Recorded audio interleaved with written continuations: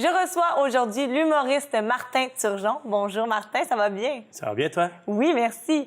Tu vas présenter ton spectacle Heureux malgré tout au Cabaret C le 19 juillet. Oui. Parle-nous de ce spectacle. Écoute, Heureux malgré tout, c'est un spectacle qui parle du même sujet du début à la fin. Dans le fond, c'est la complication qu'on a d'être heureux dans le système qu'on a choisi. Mais moi, j'ai toujours recherché le bonheur dans ma vie. Fait que dans le fond, je parle de ça, mais à la fin, je fais oui, OK, c'est compliqué, mais c'est possible. Oui. Je vais vous dire comment le faire à cette heure. Fait que dans le c'est fond, les 20 intéressant. dernières minutes, j'explique comment être heureux. Donc, ça peut être en même temps une thérapie pour les gens. Ben, je pense qu'il y a plusieurs personnes qui ressentent ça, oui. Donc, c'est un peu une analyse du bonheur. De la société. OK. De l'être humain, en fait, non, pas de la société, de l'être humain dans la société. Du pourquoi, c'est souvent en humour, on va... les humoristes, la plupart, c'est des observations quotidiennes qu'ils vont faire. Moi, c'est des observations du comportement humain. Fait que, dans le Quasiment fond, comme un sociologue. ben c'est ça beaucoup. C'est ça, ouais, c'est vraiment ça beaucoup. En fait, dans le fond, ce que je fais, c'est que je vais prendre une réflexion que j'ai sur la société, puis après ça, l'argumentaire que je vais amener pour te prouver mon point, ça va être des anecdotes qui m'ont arrivé à moi ou qui sont arrivées à quelqu'un d'autre. Puis je vais raconter ça pour prouver le point que j'ai amené, dans le fond. Tu as été, avant d'être humoriste, intervenant dans des maisons des jeunes. Tu as été aussi professeur. Qu'est-ce que ça a amené à ta carrière d'humoriste d'avoir fait ces autres métiers-là? En fait, je vais t'avouer une chose, ça m'a pas apporté quelque chose à la carrière. OK. Ça a juste fait en sorte que depuis que je suis... Moi, je suis adolescent, là, j'ai cette façon de penser-là. Fait que ça va avec la façon de penser. Tu sais, en psychologie, ils disent qu'il y a 5 sortes d'intelligence. Moi, j'ai l'intelligence émotionnelle. Oui. Je comprends et j'analyse facilement l'être humain.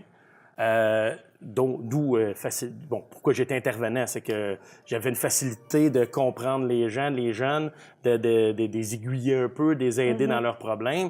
Professeur, la même chose. Puis l'humoriste, il est pas loin de ça, c'est la même chose. Oui. Ça dépend comment tu vois l'humour, c'est évidemment. Mais tu sais, moi, j'ai toujours vu l'humour un peu... Moi, un de mes idoles, c'est Yvon Deschamps. Après, c'est Laurent Paquin. Fait que c'est des humoristes qu'au niveau de la société, au niveau social, ils ont une implication, il y a quelque chose. C'est la même chose pour moi, dans le fond. Là.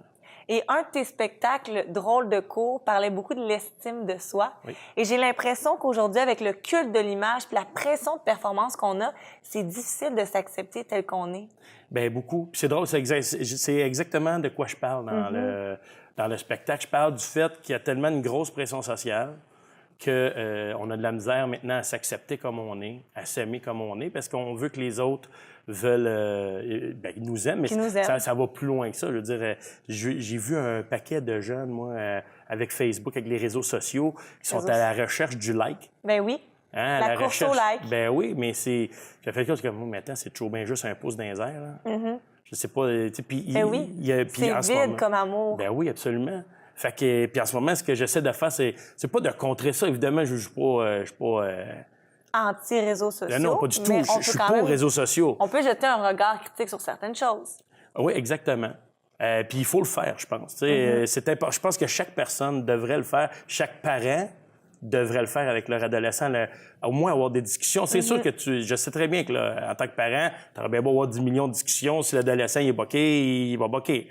Mais au moins, tu vas y ouvrir peut-être un peu l'esprit, tu vas ouvrir une discussion, au moins une parenthèse qui va peut-être y amener sur une réflexion sur quelque chose. C'est sûr. Et là, cet été, tu vas participer au festival Laval en rire. Oui. Parle-nous un peu de ce festival. Je suis bien content parce que, écoute, le Laval en rire, c'est la première édition et je pense que ça va devenir aussi gros que Juste pour rire ou Comédia à Québec, mais à Laval. La façon que... On le souhaite. La première chose, je pense qu'on a les gens qui sont intéressés à l'humour à Laval en masse pour combler un festival comme ça. Et puis, la façon que c'est programmé, puis que c'est... comment je pourrais dire... Structuré? Oui, structuré. Je pense que ça s'en va vraiment vers la bonne direction. Ça va être super le fun. Ce qu'ils veulent vraiment mettre l'emphase c'est sur l'approchement du public avec l'humoriste. Qu'on puisse se rejoindre, qu'on puisse se parler. Tu sais, comme ils vont faire à l'extérieur, là. C'est au... comment ça s'appelle déjà? Donc, Centropolis. Au Centropolis, c'est ça. Au Centropolis. Mais avant le show, les humoristes vont être dans le public, vont jaser avec le monde. C'est bien ça. Je trouve ça génial. Évidemment, j'imagine, peut-être pas tous les humoristes comme ça, mais moi, être proche du monde, j'adore ça. Fait que c'est exactement dans la ligne que moi, je veux être. Là. Puis, D'ailleurs, tu me le disais avant qu'on commence le tournage, tu t'intéresses beaucoup à la société, aux gens, et tu as un projet de podcast, Oui. Take Out. Oui. Bien, ça, Take Out, dans le fond, c'est que habituellement, les podcasts, c'est les invités qui vont au podcast. Oui. Là, c'est le podcast qui va chez l'invité. Puis pourquoi on fait ça? C'est que je veux aller voir des gens qui ont des passions, des métiers, des façons de voir différentes, hors normes, marginaux, puis juste de montrer le côté humain de la chose. Oui. Fait que quand tu filmes chez eux, On entre plus dans leur intimité. exactement, puis on découvre un peu la personne humaine derrière le cliché, je pourrais dire. Derrière Comme l'image. exactement. Tu sais, comme là, on a été tourné chez une gothique.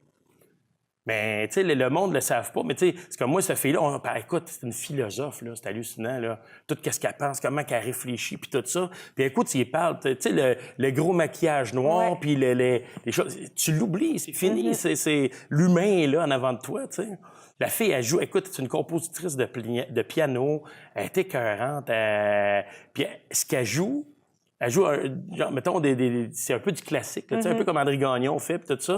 Oui, oui. Fait que d'imaginer une gothique qui fait ça, tu fais comme, j'aurais pas pensé, mais tu fais comme, ouais, mais c'est juste ça, c'est juste une image, là, passe par-dessus, tu sais. Ça nous démontre qu'on n'est pas juste une seule chose. C'est vrai. Merci beaucoup, Merci Martin, à pour toi. ta présence. On rappelle aux gens que tu vas être au Cabaret C le 19 juillet et aussi au Festival La Balle en Rire. Je peux juste rajouter une petite affaire? Oui, Le vas-y. 19 juillet, c'est sold out déjà. Il n'y a plus de billets, mais si OK. vous voulez avoir d'autres chances de voir le spectacle, allez sur martinturgeon.com. martinturgeon.com. Et voilà. Merci. Merci à toi.